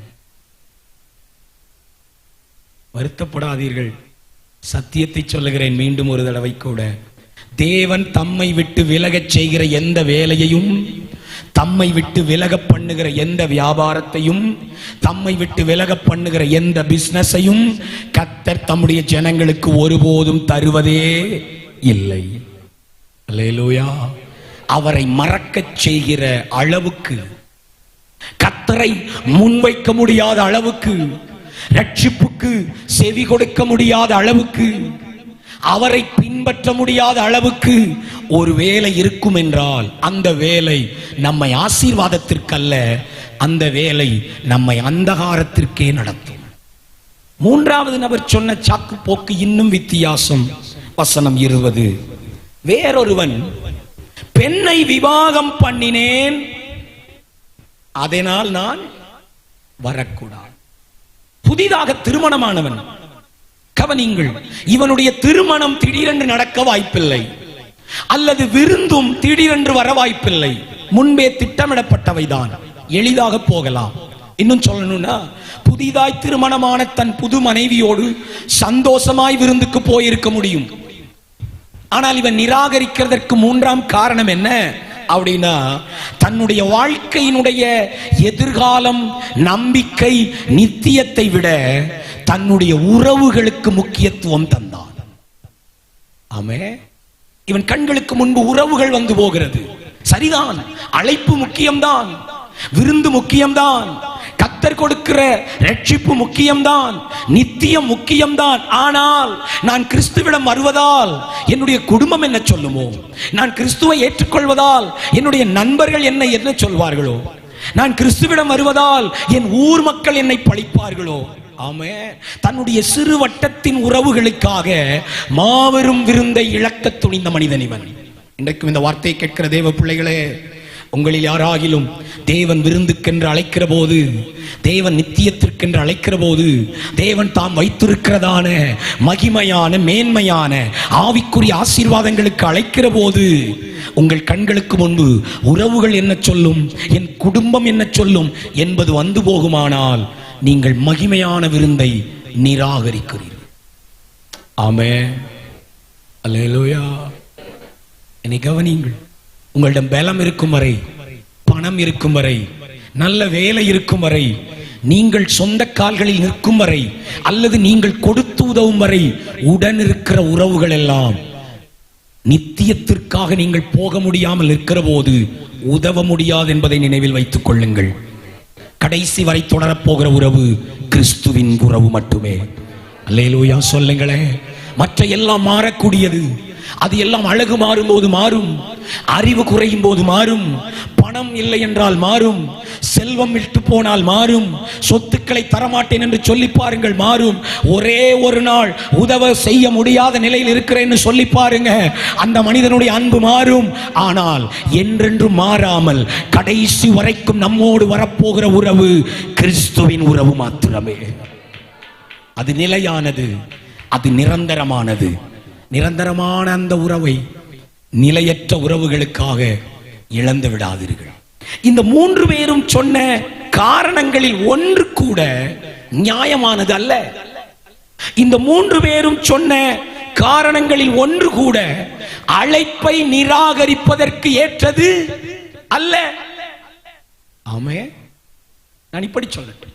இயேசுவை ஏற்றுக்கொள்ளாததற்கும், கிறிஸ்துவை பின்பற்றாததற்கும், ரட்சிப்பை சுதந்தரித்துக் கொள்ளாததற்கும் நீங்கள் எந்த காரணம் சொன்னாலும் அது ஏற்புடையதாயிராது. ஏனென்றால் நீங்கள் முன்வைக்கிற எந்த காரியத்தையும் விட கிறிஸ்து கொடுக்கிற இந்த அழைப்பு மிக மிக முக்கியமானது. எத்தனை பேர் ஆமேன் சொல்றீங்க? ஏனென்றால் இது நித்தியத்திற்கான அழைப்பு. இது உங்களுடைய அழியாத வாழ்க்கைக்கான அழைப்பு. ஒரு காலம் திரும்பி வர முடியாத ஒரு எல்லைக்குள் நாம் போக போகிறோமே, அதை குறித்த அழைப்பு. எந்த காரணமும் இதற்கு பொருத்தமானது அல்ல. கர்த்தருக்கு ஸ்தோத்திரம். அல்லேலூயா. எதையும் கிரயமாய் வைத்து இந்த அழைப்பை ஏற்கலாம் சகோதரா. எதையும் கிரயமாய் வைத்து, ஏன் ஜீவனை கூட கிரயமாய் வைத்து இந்த அழைப்பை ஏற்கலாம். ஏனென்றால் இதுதான் என்னுடைய நித்தியத்திற்கான அழைப்பு. ஆமென். அழிய போகிற சரீரத்தின் காரணங்களை சொல்லி, அழிய போகிற பணம், ஆஸ்தி, வீடுகளின் காரணங்களை சொல்லி, விட்டு பிரிய போகிற உறவுகளின் காரணங்களை சொல்லி அழியாத ஆத்துமாவை கெடுத்துக் கொள்ளாதீர்கள், நிராகரிக்காதீர்கள். அல்லேலூயா. இந்த சாயங்கால வேளையிலே தேவன் தம்முடைய மிகுந்த கிருபையினாலும் உங்கள் மீது வைத்திருக்கிற அன்பினாலும் மீண்டும் மீண்டும் ஒரு அழைப்பை தருகிறார். வா, என் விருந்து ஆயத்தமாயிருக்கிறார். ஆனால் அழைக்கப்பட்டவர்கள் அதை நிராகரித்து விட்ட போது மூன்றாவது குறிப்புக்கு வருகிறேன். அழைப்பு விஸ்தரிக்கப்படுகிறது. ஆமென். வசனம் 21 முதல் 23 வரை குறித்துக் கொள்ளுங்கள். நானே வாசிக்கிறேன். அந்த ஊழியக்காரன் அழைக்கப்பட்டவர்கள் நிராகரித்து விட்டார்கள் என்கிற செய்தியை எஜமானுக்கு அறிவிக்கிறான். எஜமானுக்கு கோபம் வந்தது. கொஞ்சம் என்னை கவனியுங்கள். நாம் நம்முடைய பரம தகப்பனை, சர்வ வல்லமையுள்ள ஆண்டவரை அன்புள்ளவராய், கிருபையுள்ளவராய், இரக்கமுள்ளவராய் பார்க்கிறோம். உண்மை உண்மை. அவரை போல கிருபையுள்ளவர், அவரை போல இறங்குகிறவர், அவரை போல மனிதனை நேசிக்கிறவர் ஒருவராகிலும் இல்லை. தன் சொந்த குமாரன் என்றும் பாராமல் அவரை இவ்வுலகத்திற்கு தந்தருளும் அளவுக்கு இவ்வளவாய் உலகத்தில் அன்பு கூர்ந்தவர். ஆனால் அதே தேவனிடத்தில் இருக்கிற இன்னொரு சுபாவத்தை மறந்துவிடக் கூடாது. அழைப்பு விடுக்கிற போது மனிதனை தாங்கி தாங்கி வருகிறது போல தெரியும் சகோதரா. அழைப்பு விடுக்கிற போது இப்படியெல்லாம் மீண்டும் மீண்டும் உன்னோடு போராடுகிற போது, வந்துவிடு, அழைக்கிறேன், என் சட்டைகளுக்குள் வா, என் பாதுகாப்புக்குள் வா, என் ரட்சிப்புக்குள் வா என்று அவர் கூப்பிடுகிற போதெல்லாம் அவருடைய கிருபை வெளிப்படுகிறது. அதே நேரம் அதை நிராகரிப்பாயானால், கிருபையின் காலம் முடியுமானால், கர்த்தருக்கு ஸ்தோத்திரம், அதே தேவன் நீதியும் நியாய தீர்ப்பும் செய்கிறவர் என்பதை மறந்துவிடக் கூடாது. அல்லேலூயா. இன்றைக்கு அநேக சத்தியங்கள் பேசப்படுகிற, அநேக உபதேசங்கள், இன்றைக்கு புதிதாய் புறப்படுகிற அநேக பாடல்கள் தேவனை ஒரு பக்கத்தை மட்டும் காண்பிக்கிறது. கிருபை, அன்பு, இரக்கம், சாந்தம், பொறுமை இல்லை என்று சொல்லவில்லை. அதே தேவனை குறித்து சத்திய வேதம் சொல்கிறது, அவர் பட்சிக்கிற அக்கினியாயிருக்கிறாரே, நீதியாய் நியாயம் செய்யவும் அவன் செய்த கிரியைக்கு தக்க பலனை அவனுக்கு சரி கட்டவும் இதோ சீக்கிரமாய் வரப்போகிறவர் என்பதை மறந்துவிடக் கூடாது. நல்லாதான் ஒரு ஆமென் சொல்லுங்களே. அழைப்பை ஏற்போரின் அன்பில் களிகூறுகிற அதே தெய்வம் அழைப்பை நிராகரிப்போர் மீது நியாயம் செலுத்த தயாராகிறார். கோபம் உண்டது. ஏன்? கிரயம் செலுத்தின அழைப்பு இது. ஏதோ நான் உன்னை இறக்கப்பட்டு அழைக்கவில்லை, கிருபையினால் மட்டும் அழைக்கவில்லை, சொந்த குமாரனையே இந்த பூமிக்கு அனுப்பி அவருடைய ரத்தம் முழுவதையும் சிந்தச் செய்து அவரை நொறுக்கி அவரை உடைத்து மனிதரை குலத்தினுடைய பாவங்களுக்காய் அவரை அந்த கேடுள்ளவராய் மாற்றி ஒருவரும் பார்க்க கூடாத அளவுக்கு அகோரமான முகம், அகோரமான உருவம், அந்த கேடு உண்டானாலும் என் ஜனம் மீட்கப்பட்டால் போதும் என்று சொன்னாரே, அந்த கிரயம் செலுத்தியவர் பட்சிக்கிற அக்கினியாகவும் இருக்கிறார் என்பதை தேவன் நமக்கு நினைப்பூட்ட விரும்புகிறார். ஆமென். வீட்டெஜமான் கோபமடைந்து அடுத்தது என்ன? விருந்துக்கு அழைக்கப்பட்டவர்கள் சாக்கு சொல்லிவிட்டால் விருந்து நிறுத்தப்படும் என்று நினைக்கிறீர்களா? நான் போகவில்லை என்றால், நான் கிறிஸ்துவை ஏற்றுக்கொள்ளவில்லை என்றால், நான் இந்த பரலோகத்தின் அழைப்பை ஏற்கவில்லை என்றால் வேறு ஒருவரும் போக மாட்டார்கள். இல்லை, தேவன் அழைப்பை விஸ்தரிக்கிறதை பார்க்கிறோம். He sent his servants to anyone, everyone. என்னை கவனியுங்கள். தன்னுடைய வேலைக்காரனை பார்த்தவர் சொல்லுகிற வார்த்தை நான் வாசிக்கிறேன், கவனியுங்கள். தன் ஊழியக்காரனை நோக்கி, நீ பட்டணத்தின் தெருக்களிலும் வீதிகளிலும் சீக்கிரமாய் போ. ஆமென். 4 விதமான மக்களை அழைத்து வர சொல்லுகிறார். ஐந்தையும் சொல்லுகிறேன். 5 விதமான மக்கள். 1, ஏழைகளையும் ஊனரையும் சப்பானிகளையும் குருடரையும். 23ஆம் வசனம், வேலிகள் அருகிலும் பெருவழிகளிலும் நிற்கிறவர்களையும் அழைத்துக் கொண்டு வா, அழைத்துக் கொண்டு வா. என்னை கவனியுங்கள். இத்தனை நேரம் வாருங்கள் வாருங்கள், என் விருந்து ஆயத்தம், வாருங்கள், நான் வைத்திருக்கிற சமாதான வாழ்க்கை ஆயத்தம், வாருங்கள், உங்களுக்காகவே நான் வைத்திருக்கிற சந்தோஷ வாழ்க்கைக்குள் வாருங்கள், நான் உங்களுக்காக வைத்திருக்கிற நித்திய ஜீவனுக்கு வாருங்கள் என்று அழைத்தவர் தன்னுடைய ஊழியக்காரனுக்கு இப்பொழுது கட்டளை கொடுக்கிறார், நீ சீக்கிரமாய் போ. ஆமென். ரட்சிக்கப்படாதவர்களுக்கு அழைப்பை தந்தவர் ரட்சிக்கப்பட்ட, திருமுழுக்கு எடுத்த, பரிசுத்த ஆவி அபிஷேகம் பெற்றுக்கொண்ட, சத்திய சபையிலே நிலைத்திருக்கிற ஜனத்திற்கு இந்த இரவு வேளையிலே ஒரு கட்டளையை நினைப்பூட்டுகிறார். போங்கள், சீக்கிரமாய் போங்கள், என் விருந்தின் காலம் முடிய போகிறது, அனைவரையும் அழைத்துக் கொண்டு வாருங்கள். ஒரு ஆமென். அல்லேலூயா. கர்த்தர் இன்னைக்கு அந்த பாரம் தந்து நம்மை அனுப்புவாராக. தேவன் இப்பொழுது தன்னுடைய அழைப்பை விஸ்தரிக்கிறார். இதுவரைக்கும் அழைத்தவர்கள் வரலாம், அழைப்பு கொடுத்த மதிப்புக்குரியவர்கள் கனவான்கள் வரலாம் என்று சொன்னவர் இப்பொழுது அழைப்பை விஸ்தரித்து சொல்லுகிறார். யாரும் வரலாம், எந்த ஜாதியானும் வரலாம், எந்த கோத்திரத்தானும் வரலாம், எந்த பாஷை பேசுகிறவனும் வரலாம், எந்த தேசத்தானும் வரலாம், எந்த நம்பிக்கை உள்ளவனும் வரலாம், எந்த மொழி பேசுகிறவனும் வரலாம், படித்தவன் ஏழை பணக்காரன் உயர்ந்தவன் தாழ்ந்தவன் எந்த மாற்றமும் இல்லை, எவரும் வரலாம் என்று அவர் அழைப்பை விஸ்தரிக்கிறார். அல்லேலூயா. இந்த சத்தம் கேட்கிற அன்பு தேவ பிள்ளைகளே, நேரலையில் பார்த்து கொண்டிருக்கிற ஜனமே, அங்காங்கே அமர்ந்து சத்தம் கேட்கிற அன்பு தெய்வ மக்களே, உங்களுக்கு தான் சொல்லுகிறார் பரிசுத்த ஆவியானவர், இப்பொழுது அழைப்பு விஸ்தரிக்கப்பட்டிருக்கிறது. இஸ்ரவேலருக்கு மட்டும் என்றிருந்த அழைப்பு, யூதருக்கு மட்டும் என்றிருந்த அழைப்பு, இப்பொழுது எந்த ஜனமாயினும் அவரை விசுவாசித்தால் அவன் ரட்சிக்கப்படுவான் என்று விஸ்தரிக்கப்பட்டிருக்கிறது. தயங்காமல் வரலாம். என் ஜாதியைச் சேர்ந்தவர்கள் கிறிஸ்துவை ஏற்க முடியுமா? கட்டாயம் முடியும். இங்கே ஜாதி தடையில்லை. நான் கிறிஸ்தவனே அல்லவே, எனக்கும் அவருக்கும் சம்பந்தம் இல்லை, பூர்வ காலமாய் நான் மாற்று மதத்தினர், பரவாயில்லை. கிறிஸ்து உங்களுக்கும் அழைப்பை விஸ்தரிக்கிறார். இப்பொழுது நீயும் அவரை நேசிக்க முடியும். ஒரு ஆமென் சொல்லிருங்களேன். அல்லேலூயா. விஸ்தரிக்கப்பட்ட இந்த அழைப்பின் 3 தன்மைகளை மாத்திரம் இங்கே அமர்ந்திருக்கிற தேவ ஜனத்தோடு பேசி, காரியம் அவசரம், புறப்பட்டு போங்கள் என்கிற அறைகூவலோடு நான் செய்தியை நிறுத்த விரும்புகிறேன். நம்பர் 1, விஸ்தரிக்கப்பட்ட இந்த அழைப்பு எப்படிப்பட்டது? 1, இது அவசரமானது. இது அவசரமானது. அந்த எஜமான் தன் வேலைக்காரனை பார்த்து சொல்லுகிறார், நீ சீக்கிரமாய் போ. Go quickly. சீக்கிரமாய் போ. கவனிங்கள் அன்பு தேவ பிள்ளைகளே, அழைப்பு நமக்கு வந்து விட்டது. நாம் பாத்திரவான்களாய் மாறிவிட்டோம். விருந்துக்கு தயாராகிறோம். விருந்தின் முன் ருசியை இப்பொழுதும் அனுபவிக்கிறோம் என்பதற்காக அமர்ந்து விட முடியாது. அமர்ந்து விட முடியாது. நீங்களும் நானும் சோம்பலாய் இருக்க முடியாது. நீங்களும் நானும் நான் வந்து விட்டேன் யாரும் வரட்டும் என்று இருக்க முடியாது. காரணம், இந்த அழைப்பு அவசரமானது. அவர் நமக்கு சொல்லுகிறார், சீக்கிரமாய் போங்கள். ஏன் விருந்து காலாவதியாகி கொண்டிருக்கிறது.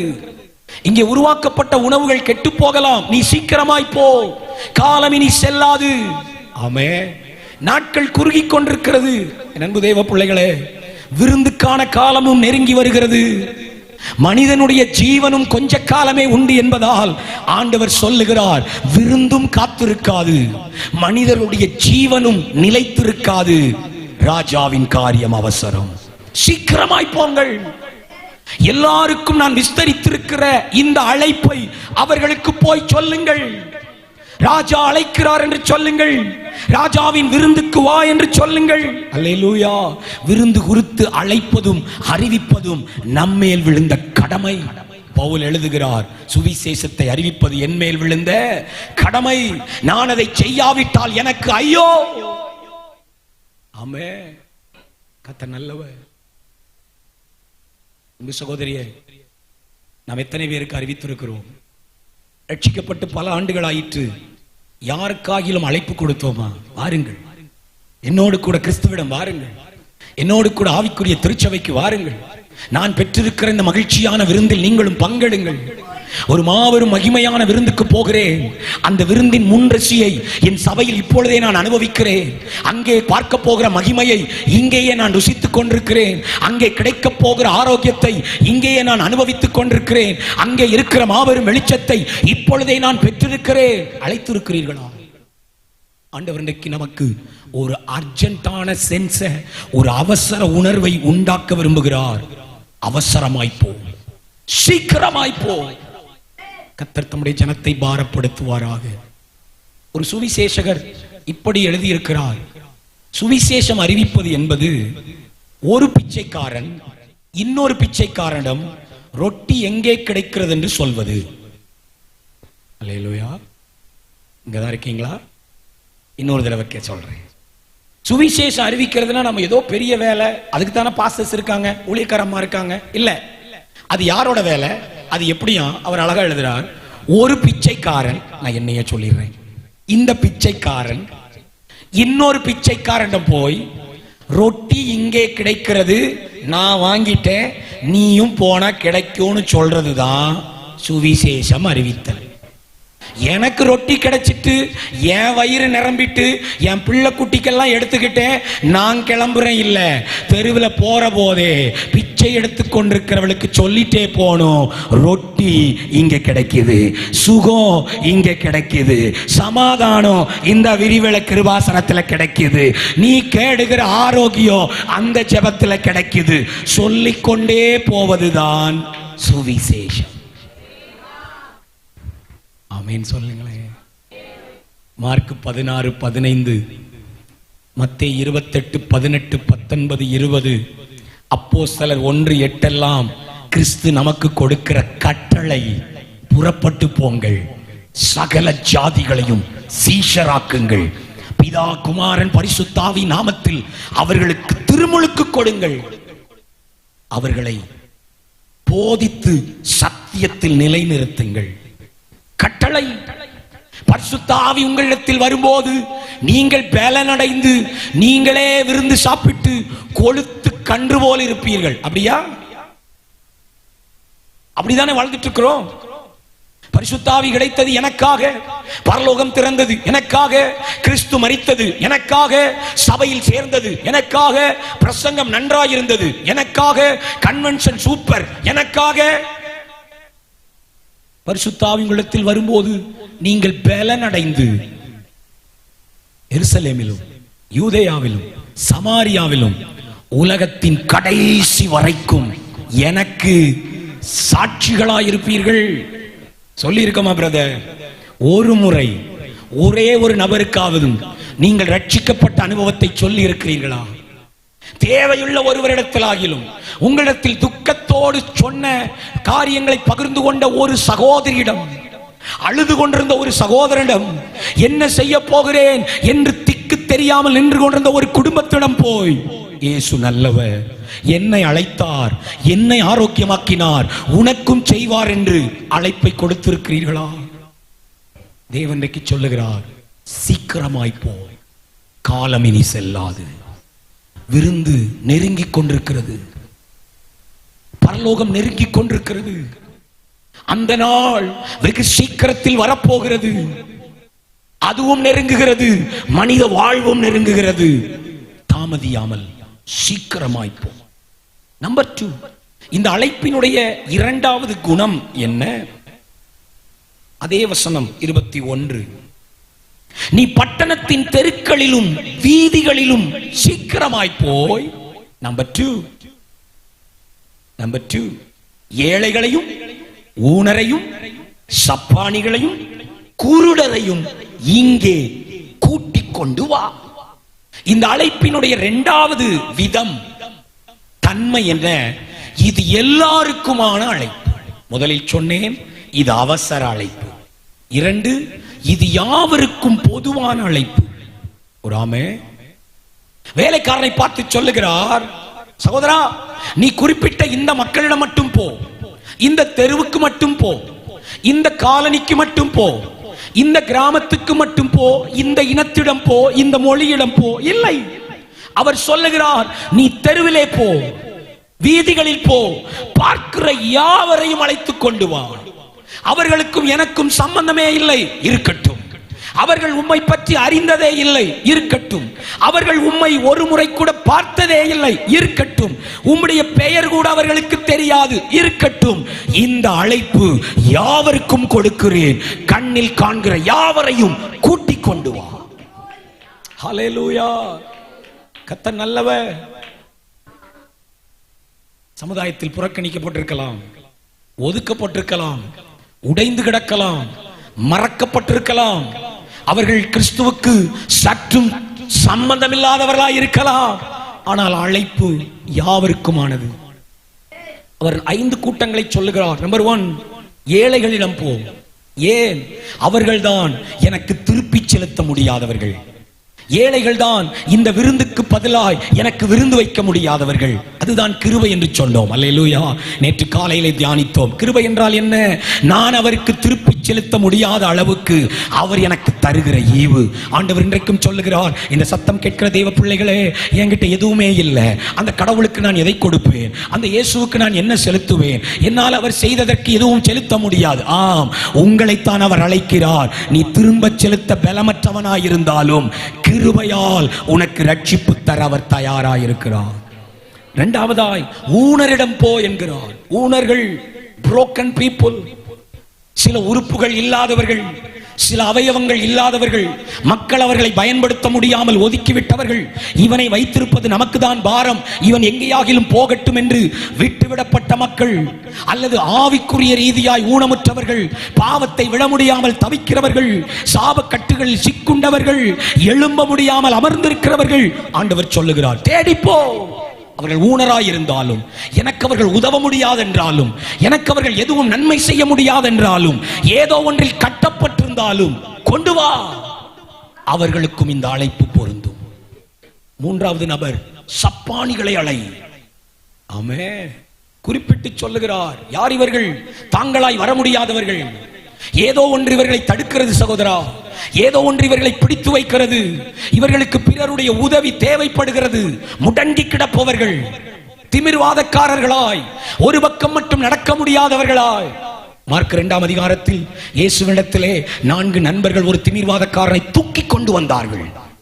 கூரையை பிரித்து இறக்கினார்கள். அந்த மனிதனுடைய பாவமும் மன்னிக்கப்பட்டது, அவன் வியாதியும் குணமாக்கப்பட்டது. இன்றைக்கும் சுமக்கிறவர்களை கர்த்தர் அழைக்கிறார். திருச்சபை சப்பானிகளை சுமக்க வேண்டும். வர்றதுக்கு காசு இல்லை, நான் அனுப்புறேன் உனக்கு ஆட்டோ. வர்றதுக்கு பலம் இல்லை, நான் உனக்கு உதவி செய்கிறேன். அல்லேலூயா. நானே உன்னை அழைத்துக் கொண்டு போவேன் என்று சொல்லுகிற, கூட்டிக் கொண்டு வருகிற, உதவி செய்தாகிலும் தூக்கி கொண்டு வருகிற தேவ மக்களாய் கர்த்தர் நம்மை இருக்க விரும்புகிறார். நான் கிளம்பிட்டேன், நான் சுகமா போவேன். இல்லைங்க, நீங்க வர்ற கார்ல ஒரு புது நபரை ஏற்றிட்டு வாங்க, நிச்சயமா சொல்லுவேன், அதுதான் ராஜ்யத்துக்கு மகிமை. ஹல்லேலூயா. நீங்கள் தனியே வருவதல்ல சகோதரா, வாலிப தம்பி தங்கச்சி, நீங்கள் வரும்போது இன்னும் ஒருவரை சேர்த்து அழைத்துக் கொண்டு, ஊனமுற்றவர்கள் தான், நடக்க முடியாதவர்கள் தான், வாழ்க்கையில எழும்ப முடியாதவர்கள் தான், கடனால் அடிமைப்பட்டவர்கள் தான், பிசாசினால் பிடிக்கப்பட்டவர்கள் தான், சப்பானி போல் முடங்கி கிடப்பவர்கள் தான். ஆனால் விருந்தின் அழைப்பு அவர்களுக்கும் உண்டு. 4வது கூட்டம், குருடர்களிடம் போ. கண்டறியாமல் இருளிலே சிக்கிக் கொண்டவர்களாய், தன்னை வழிநடத்த ஒருவர் தேவை, அவர்களுக்கு விளக்கு காட்ட ஒருவர் தேவை, அவர்களுக்கு வெளிச்சத்தை காண்பிக்க ஒருவர் தேவை என்ற நிலைமையிலே ஆவிக்குரிய கண் சொருகி போய், மனக்கண்கள் குருடாக்கப்பட்டு, எதையோ தேடி எதையோ நம்பி ஓடிக்கொண்டிருக்கிற அந்தகாரத்தின் மக்களுக்கும் அவர் சொல்லுகிறார், போ, அழைத்துக் கொண்டு வா. ஆமென். சத்தமோராமே. 5வது கூட்டம் வசனம் 23 இருக்கிறது. வழிகளில் வசிப்போரிடம் போ. நெடுஞ்சாலைகளில், பெருவழிகளில், ஹைவேஸ்ல, ரோட்டு ஓரங்களில். யார் இவர்கள்? worst of worst, மோசமானவர்களிலேயே மோசமானவர்கள், வழிப்பறி செய்கிறவர்கள், தவறாய் நடப்பவர்கள். ஆமென். ஒருவரும் நெருங்க முடியாதவர்கள், ஒருவரையும் தேடாதவர்கள், இருப்பது போதும் என்று இருக்கிறவர்கள், வந்தால் வாழ்வு, செத்தால் சாபம் என்று வாழ்கிறவர்கள், உயிரை வெறுத்தவர்கள், ஜீவனை கசப்பாக்கிக் கொண்டவர்கள், தற்கொலைக்கு எண்ணிக்கொண்டிருப்பவர்கள், மரணத்தை எதிர்பார்த்திருப்பவர்கள், கைவிடப்பட்டு மருத்துவமனையில் கிடப்பவர்கள், திக்கற்றவர்களாய் நிற்பவர்கள். ஆண்டவர் சொல்லுகிறார், கொண்டு வா, என் வீட்டை நிரப்பு. ஒரு ஆமென் சொல்லலையே. என் வீட்டை நிரப்பு. பந்தி ஆயத்தம். வீணாய் போய்விடக் கூடாது. என் குமாரனுடைய ரத்தம் வீணாய் போய்விடக் கூடாது. கிரயம் வீணாய் போய்விடக் கூடாது. சபையினுடைய தரிசனம் வீணாய் போய்விடக் கூடாது. தேவ மனிதருடைய நோக்கங்கள் வீணாய் போய்விடக் கூடாது. Bring all people.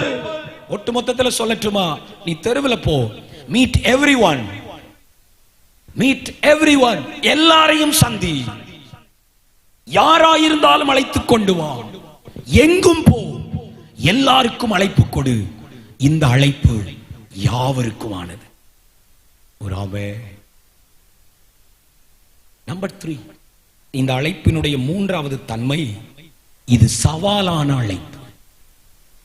It's a challengeable calling. சவாலான அழைப்பு. என்னை கவனியுங்கள். எஜமானின் கைகளிலே இப்பொழுது அழைப்பு இருக்கிறது. அவர் சொல்லுகிறார், பார்க்கிற யாரையும் அழை.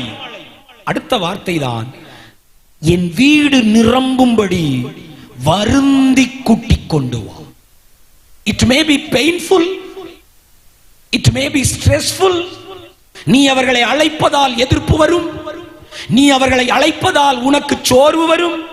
சிலர் ஏற்றுக்கொள்வார்கள், சிலர் செவிடு போல் இருப்பார்கள், சிலர் உன்னையே சந்தேகிப்பார்கள், சிலர் உன்னை வெறுப்பார்கள், சிலர் உன்னை திட்டி அனுப்புவார்கள், சிலரை நீ சுமக்க வேண்டி இருக்கும், சிலருக்காக நீ மன்றாட வேண்டி இருக்கும், சிலருக்காக நீ செலவு செய்ய வேண்டி இருக்கும்.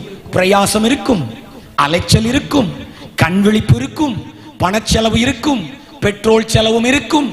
ஆமென் சொல்லுங்களேன். சவால் தான். ஆனா அழைப்பு உன் கையில வந்தாச்சு. நீ இல்லை என்றால் யார் செய்வது? சில நேரத்தில் ஆமென், இப்பொழுதெல்லாம் ஆவிக்குரியவர்கள் அப்படியே உள்டாவா மாறி இருக்கிறோம். அவர் நம்மிடத்தில் அழைப்பு தந்து, போ பார்க்கிற எல்லாரையும் கொண்டு வான்றாரு. நாம உட்கார்ந்துகிட்டு சோத்திரம் சோத்திரம் சோத்திரம், ஆவியானவரே கொண்டு வாரு. அவர் சொல்றாரு, நீ கூட்டிட்டு வா. நம்ம உட்கார்ந்து நீர் கொண்டு வாரு. ஆண்டவர் சொல்றாரு, நீ போய் தெருவில் இருக்கிறவளை சந்தி. ஆண்டவரே நீர் சந்தி. ஆண்டவர் சொல்றாரு, நீ போய் பேசு, உன் நாவிலிருந்து சுவிசேஷம் புறப்படட்டும். நாம சொல்றோம், ஆண்டவரே நீர் பேசுவீராக. ஜெபிச்சோமா?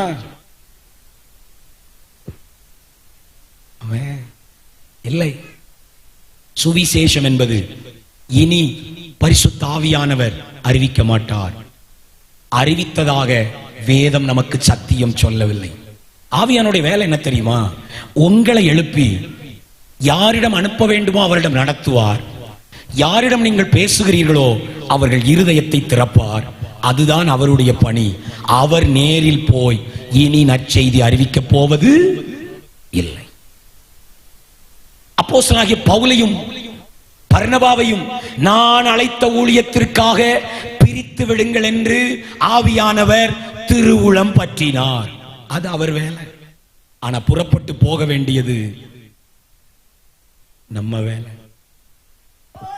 இன்னும் சிலர் இப்படி யோசிக்கிறோம், ஆண்டவரே, நம்முடைய ஜெபத்தை தான் சொல்றேன், தூதர்களை அனுப்பும் அப்பா, எங்கள் கிராமம் முழுவதும் யார் இறங்கட்டும்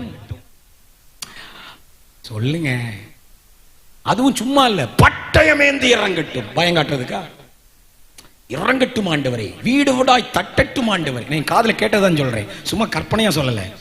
ஒருத்தர் இப்படி ஜெபிக்கிறார், வீடு வீடாய் கதவுகளை தூதர்கள் தட்டுவார்களாக. அவர் சொன்னார், நீ போய் தட்டு. நம்ம சொல்றோம், அவன் அனுப்பு ஆண்டவரே. சும்மா தானே இருக்காங்க, சும்மா பரிசுத்த பரிசுத்தம் சொல்லிட்டு இருந்தா எப்படி? வர சொல்லுங்க, எங்களுக்கு எவ்வளவு வேலை இருக்கு. தேவ தூதர்களும் நற்செய்தி அறிவிக்க முடியாது. அப்போஸ்தலனாகிய பேதுருவினிடத்தில் வந்து, நீ இறங்கி போ, கொர்நேலியுவின் வீட்டுக்கு போ, அங்கே சில மக்களோடு பேசு என்று அவன் சொல்ல முடியும். கொர்நேலியுவுக்கு தரிசனமாகி யோப்பா பட்டணத்துக்கு ஆள் அனுப்பி பேதுருவை வரவழைப்பாயாக அப்படின்னு சொல்ல முடியும். ரெண்டு மனிதர்களை கனெக்ட் பண்ற வேலையை ஒரு தூதன் செய்ய முடியும். பிலிப்புவை பார்த்து, நீ எழுந்து இந்த ரதத்தோடு சேர்ந்து கொள் என்று வழி நடத்த முடியும். ஆனால் தேவதூதனால் சுவிசேஷம் அறிவிக்க முடியாது. ஏன் முடியாது? அவனுக்கு அப்படின்னா என்னன்னே தெரியாது.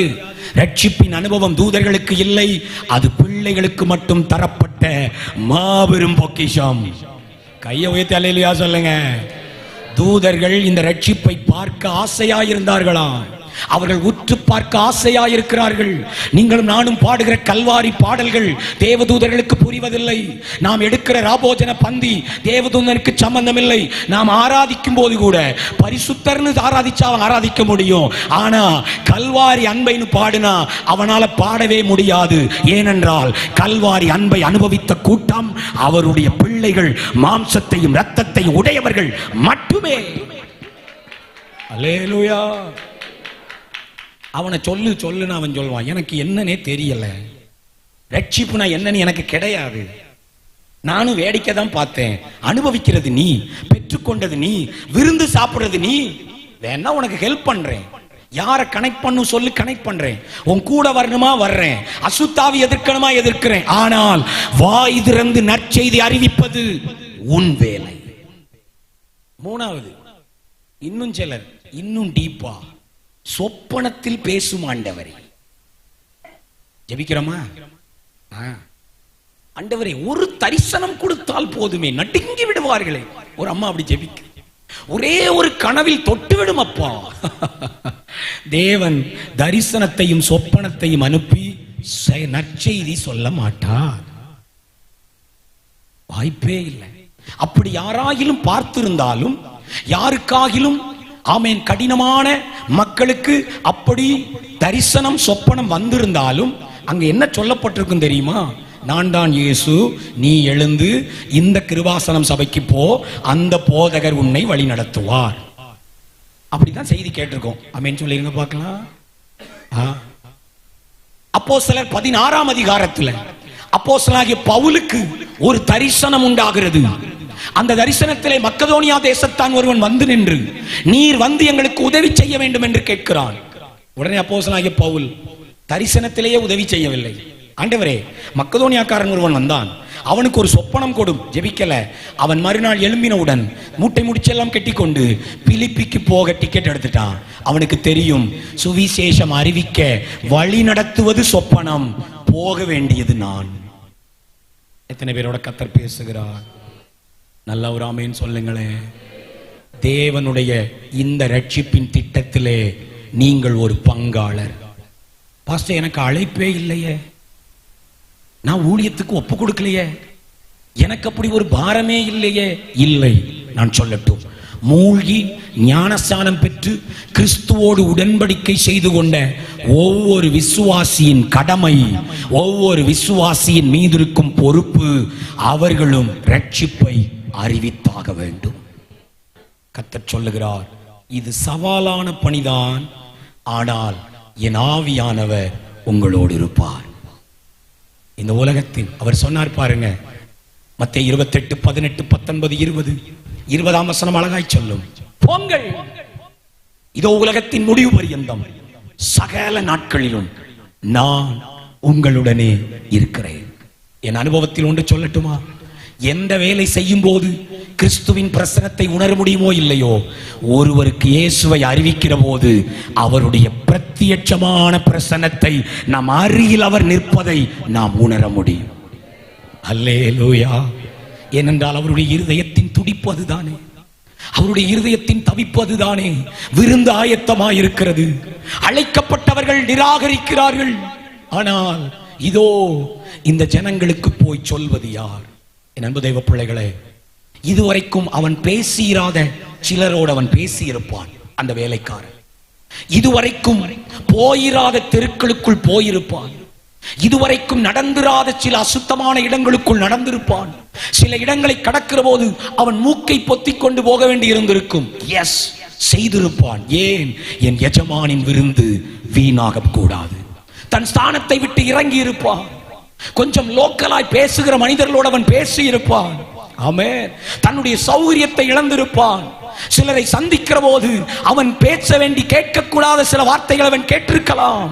அவன் சில நேரம் இரவிலேயே எழும்ப வேண்டி இருந்திருக்கும். அதிகாலமே புறப்பட வேண்டி இருக்கும். பனியிலும் மழையிலும் நனைந்திருக்க கூடும். ஆனாலும் இது கட்டளை, என் எஜமான் எனக்கு தந்த வேலை, இதை செய்து முடிப்பதுதான் அவரை பிரியப்படுத்தும் என்கிற ஒரே வேலையோடு அவன் புறப்பட்டது போல கர்த்தர் இங்கேயும் அழைக்கிறார். சவாலான வேலைதான், ஆனால் எழுந்து புறப்படுங்கள். நண்பர்களுக்கு சொன்னேன், என் உடல் உறுப்பினர்களுக்கு, குடும்ப உறுப்பினர்களுக்கு சொன்னேன், உடன் வேலை செய்கிறவர்களுக்கு சொன்னேன், உறவினர்களுக்கு சொன்னேன். அது மட்டும் போதாது, ஆண்டவர் நம்மளை அழைக்கிறார். புறக்கணிக்கப்பட்ட, இன்னும் இயேசுவின் நாமம் கேள்விப்படாத, அவரை அறிந்தும் தயக்கத்தோடு இருக்கிற, அவரை அறிந்தும் கேள்விக்குறிகளோடு இருக்கிற, அவரை ஏற்றுக்கொள்ள மனம் இருந்தும் பயத்தோடு இருக்கிறவர்களையும் தேடி போய் வாருங்கள், விருந்து ஆயத்தமாயிருக்கிறது சொல்ல கர்த்தர் நம்மை அழைக்கிறார். ஆமென். இந்த பரலோக விருந்தை அறியாத ஒரு முறை கூட நித்தியம் குறித்து கேள்விப்பட்டிராத மக்களிடம் போவதற்கு இன்றைக்கு ஒரு அழைப்பின் சத்தம் கேட்கிறது. சவாலான அழைப்பு தான், அவசரமான அழைப்பு, யாவருக்குமான அழைப்பு. புறப்பட்டு போங்கள், வாருங்கள் என்று ரட்சிக்கப்படாத தன்னை அறியாத மக்களை அழைத்தவர் போங்கள் என்று தன்னை அறிந்து ஆராதிக்கிற மக்களுக்கு கட்டளை கொடுக்கிறார். புறப்பட்டு போங்கள், புறப்பட்டு போங்கள். சில கேள்விகளை கேட்பேன். கேள்விகளுக்கு பின்னர் எழுந்து நின்று அர்ப்பணிக்க போகிறோம். இந்த கேள்விகள் உங்களை குற்றப்படுத்த அல்ல, நீங்கள் மனதிலேயே பதில் எழுதுங்கள். கடந்த ஒரு வருஷம், கடந்த 12 மாதத்தில் நீங்கள் எத்தனை பேருக்கு கிறிஸ்துவிடம் வரும் அழைப்பை கொடுத்தீர்கள்?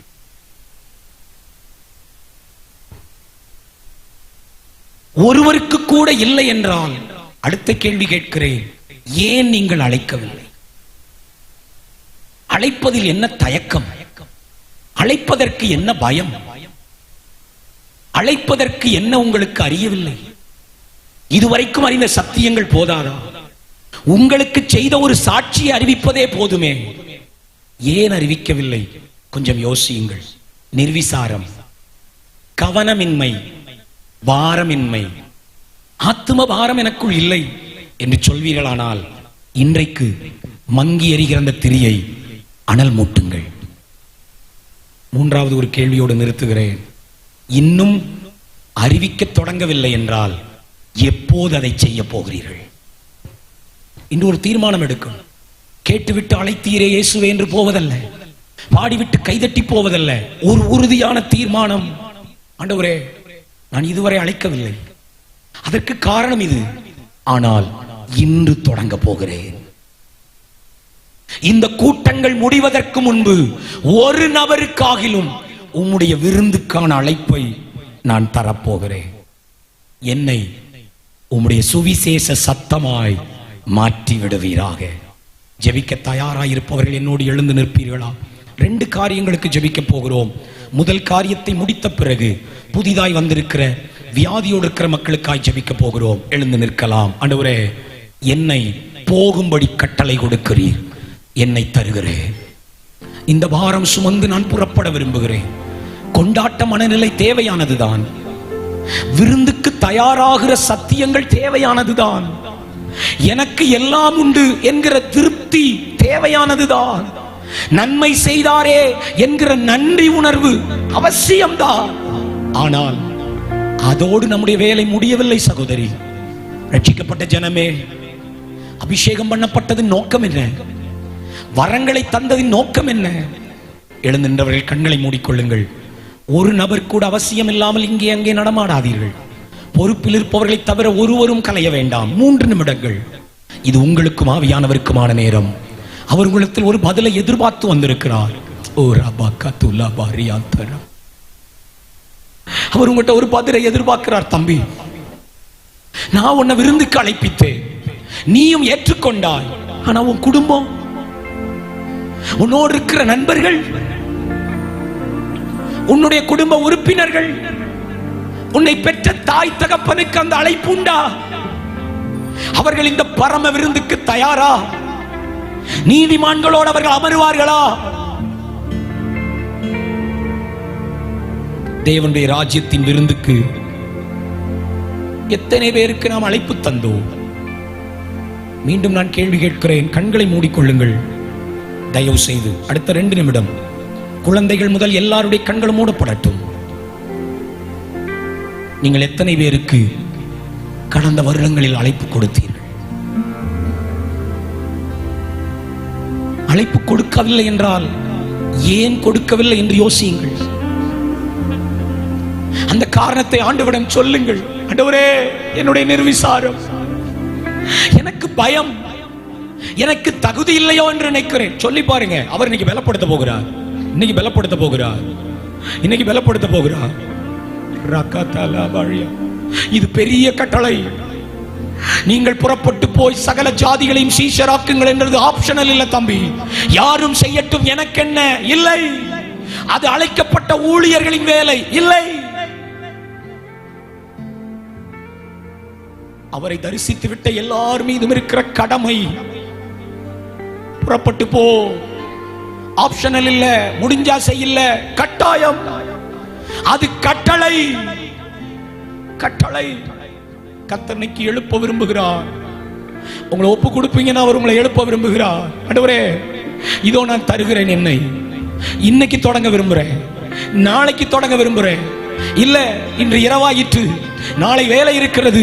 இந்த கூட்டங்கள் முடியும் முன்பு, இந்த ஞாயிற்றுக்கிழமை பண்டிகையின் பிரதான நாளுக்கு முன்பு ஒரு நபருக்காகிலும் அழைப்பு தர விரும்புகிறேன். என்னை பலப்படுத்தும் என்று கேளுங்கள். இதற்காக ஆண்டவரிடம் வரங்களை கேளுங்கள், அவர் உடனடியாய் தருகிறார். இதற்காக ஆண்டவரிடம் பலத்தை கேளுங்கள், அவர் உடனடியாய் தர விரும்புகிறார். இதற்காக உங்கள் நாவிலே தீர்க்க தரிசன வரங்களை கேளுங்கள், அவர் உடனடியாய் தொட விரும்புகிறார். என்னை நிரப்பும், என்னை பலப்படுத்தும். தேசம் சந்திக்கப்பட என்னை பலப்படுத்தும். கேளுங்க கேளுங்க கேளுங்க. தூதர் அனுப்பும், ஆவியானவர் அனுப்பும், சொப்பனங்கள் அனுப்பும். இல்ல, என்னை அனுப்பும். அவருடைய பாரம் உங்க மேல வருவதாக. கண்களை மூடி ஜெபிக்கிற அநேகர் மீது தேவ ஆவியானவர் அந்த ஆத்தும பாரத்தை வைக்கிறார். உங்க இருதயம் அவருக்காக ஜுவாலிக்கட்டுமே, உங்க இருதயம் அவருக்காக அனல் மூட்டப்படட்டுமே. சும்மா வந்து ஆவியிலே நிரம்புவதும், அவரிடத்தில் களி கூறுவதும், நம் கவலைகளை தீர்த்துக் கொள்வதும், அவரால் காயம் கட்டப்படுவதும், நல்ல சத்தியம் கேட்டு ஆறுதல் அடைவதும் மட்டுமா நம்முடைய வேலை? இல்லை. தேடிப்போ, கூட்டிக் கொண்டு வா, என் வீடு நிறையட்டும்.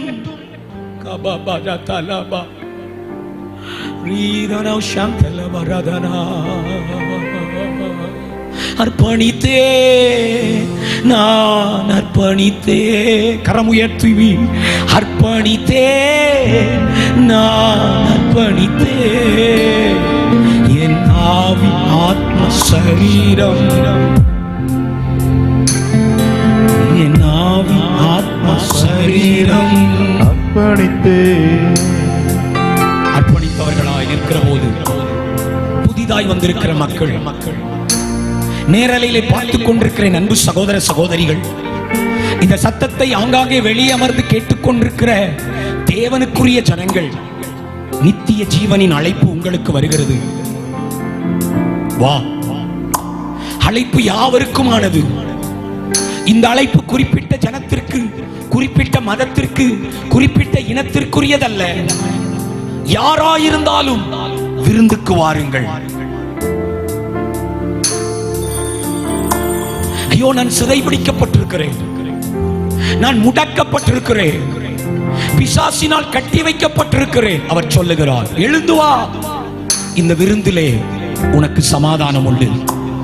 இந்த விருந்திலே பூர்த்தியான ஆகாரம் உனக்கு உண்டு. ரட்சிப்பு என்பது வெறுமனே பாவ மன்னிப்பு மட்டுமல்ல, அது உடல் ஆரோக்கியம், வாழ்க்கைக்கு தேவையான செழிப்பு, அடிமைத்தனத்திலிருந்து விடுதலை, இவை எல்லாவற்றையும் உள்ளடக்கிய மாபெரும் விருந்து அது. பரலோக ராஜ்யத்தில் மட்டுமல்ல, அதன் முன் ருசியை அவர் இந்த பூமிக்கே தருகிறார். நாங்கள் அனுபவித்ததை உங்களுக்கு சொல்லுகிறோம். பரலோகத்தில் இருக்கிறதான அதே மகிமை இங்கேயும் அவர் ருசிக்க தருகிறார். பரலோகத்தில் திருப்தியாய் எடுத்துக்கொள்ள போகிற அந்த ஆரோக்கியம் இந்த உலக வாழ்க்கையிலேயே நம்முடைய சரீரங்களுக்கு தருகிறார். பரலோகத்திலே முகமுகமாய் தரிசிக்க போகிற அந்த தேவ பிரசன்னம் இங்கேயே அனுபவிக்க தருகிறார். அந்த அழைப்பின் சத்தம் கேட்கிறது என்றால், இதோ ஓடி வருகிறேன் என்று சொல்கிறவர்கள், நீங்கள் இருக்கிற இடத்தில் உங்கள் கரம் உயர்த்தி ஆண்டவரிடத்தில் சொல்லுங்கள், அழைப்பை ஏற்றுக்கொள்கிறேன் ஆண்டவரே, இந்த விருந்துக்கு என்னையும் பாத்திரவானாக்கிவிடும்.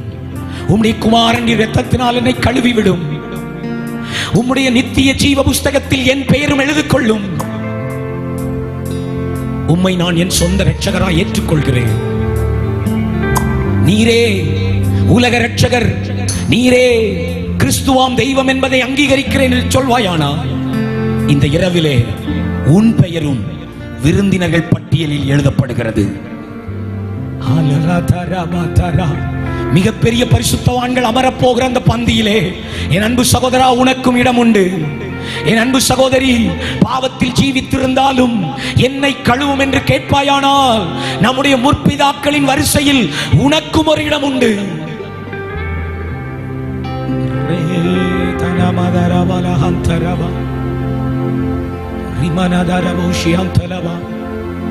கடைசியாய் அடுத்த 2-3 நிமிடங்கள் நாம் எல்லாம் இணைந்து ஜெபிக்க போகிறோம். என்னோடு நிற்கிற கணம் பெற்ற தேவ மனிதர்களையும் ஜெபிக்க கேட்கிறேன். இங்கே வந்திருப்பவர்கள் யாராகிலும் பலவீனங்களோடு, வியாதிகளோடு, மருத்துவர்கள் கைவிட்ட நிலைமையிலே, சரத்தில் ஆங்காங்கே வலி, ஆங்காங்கே சில கட்டிகள், ஆமீன், டாக்டர்கள் தீர்க்க முடியாது, நீண்ட நாள் மருந்தெடுக்கணும் சொல்றாங்கன்னு வந்திருந்தீங்கன்னா நான் உங்களுக்கு சொல்லட்டும், இயேசு கிறிஸ்து நேற்றும் இன்றும் என்றும் மாறாதவர். விருந்தில் அமர்ந்தாலும் நீர்க்கோவை வியாதியோடு உடலெல்லாம் வீக்கம் எடுத்து வந்தவனை அழைத்து சுகமாக்கி அனுப்பின அதே தெய்வம் இன்றைக்கும் அதே மனதுருக்கத்தோடு, உன் மீது பரிதவிப்போடு, உன்னை குணமாக்குகிற வல்லமையோடு வந்திருக்கிறார். எல்லாருடைய கண்களும் மூடப்பட்டிருக்கட்டும். பாஸ்டர், எனக்கு உங்க ஜெபம் தேவை, ஊழியர்களின் ஜெபம் தேவை, எனக்கு ஒரு ஆரோக்கியம் இப்ப வேணும்ன்றவங்க உங்க கரங்களை உயர்த்தி கொள்ளுங்க. எல்லாரும் கண்களை மூடி இருக்கிறாங்க. நீங்க கவலைப்பட வேண்டாம்.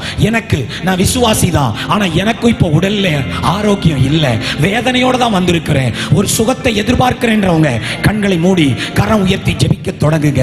நேரலையில் இருப்பவர்கள் இருக்கிற இடங்களிலே, உங்கள் வியாதி இருக்கிற இடத்தில் கை வைத்து இந்த இயேசுவை விசுவாசியுங்கள். சுகமளிப்பது நாங்கள் அல்ல, அற்புதம் செய்வது எங்கள் வேலை அல்ல. நாங்கள் நம்புகிற, எங்களை அபிஷேகித்த, எங்களுக்கு அதிகாரம் தந்த கிறிஸ்துவானவர் இன்றைக்கும் மாறவில்லை. அவர் பரலோக ராஜ்யத்தில் மட்டுமல்ல, இந்த பூமியிலேயும் முன் ருசியாய் உங்களுக்கு ஒரு விருந்து தருகிறார். இன்றைக்கு பெற்றுக்கொள்வீர்கள், இன்றைக்கு பெற்றுக்கொள்வீர்கள். நம்புகிறவர்கள், கரம் உயர்த்தினவர்கள் வாய் திறந்து சத்தமாய் கேளுங்கள். இயேசுவே, இப்பொழுது உம்முடைய வல்லமை என் மீது, வியாதிப்பட்ட என் சரீர உறுப்பின் மீது பாய்ந்து வருவதாக. கேளுங்க, கேளுங்க. கரங்களை உயர்த்தாதவர்கள் ஆவியில ஜெபிக்க தொடங்குங்க. அந்நிய பாஷை பேசுங்க. உங்களுக்குள்ள இருக்கிற அந்த கிருபை, உங்களுக்கு தேவன் தந்த சுகமளிக்கிற வரம் இப்போ ஆக்டிவேட் ஆகட்டும், இப்போ செயல்படட்டும். கைகளை உயர்த்தினவங்க இன்னும் 1 நிமிடம் கரங்களை உயர்த்தி வைத்திருப்பதில் தவறில்லை நினைக்கிறேன். உயர்த்தினவர்கள் ஜெபிக்க ஆரம்பிங்க. ஆண்டவரே, பிதாவே, உம்முடைய வல்லமை என் மீது பாயட்டும். சொல்லுங்க, உம்மை நம்பி வந்திருக்கிறேன். நீங்க சொல்லுகிற போது மேடையில் இருக்கிற கணம் பெற்ற ஊழியர்கள், கீழே அமர்ந்திருக்கிற ஊழிய சகோதரிகள் கட்டளை கொடுத்து ஜெபியுங்கள். இப்போது அந்த வியாதி விலகட்டும். அந்த பலவீனப்படுத்துகிற ஆவி, நீண்ட காலமாக இருக்கிற சாபக்கட்டு விலகு. கிறிஸ்துவின் அதிகாரத்தை எடுத்துக்கொண்டு இப்போ நாங்க ஜெபிக்க போகிறோம். நீங்க ரெடியா இருக்கீங்களா? பெற்றுக்கொள்ள தயாரா இருக்கீங்களா? பரலோகம் திறக்கப்பட்டிருக்கிறது. சுகமாக்குகிற வல்லமை இந்த வளாகம் முழுவதிலும் வெளிப்பட்டு கொண்டிருக்கிறது. என் சத்தம் கேட்கிற நீண்ட தூரத்தில் வெளிநாடுகளில் இருந்து, கர்த்தாவே என்னை தொடும் என்று கேட்கிறவர்களுக்கும் என் சத்தம் கர்த்தருடைய வல்லமையை சுமந்து வருகிறது. பெற்றுக்கொள்வீர்கள். இப்பொழுதே அது நடக்கிறது. பிதாவே, நீர் தந்த அதிகாரத்தின்படி உம்முடைய குமாரனாகிய இயேசு கிறிஸ்துவின் வல்லமையுள்ள நாமத்தில் பலவீனத்தோடு வந்து விசுவாசத்தோடு ஜெபிக்கிற மக்களுக்காய் தேவ மனிதர்களாய் சேர்ந்து நிற்கிறோம்.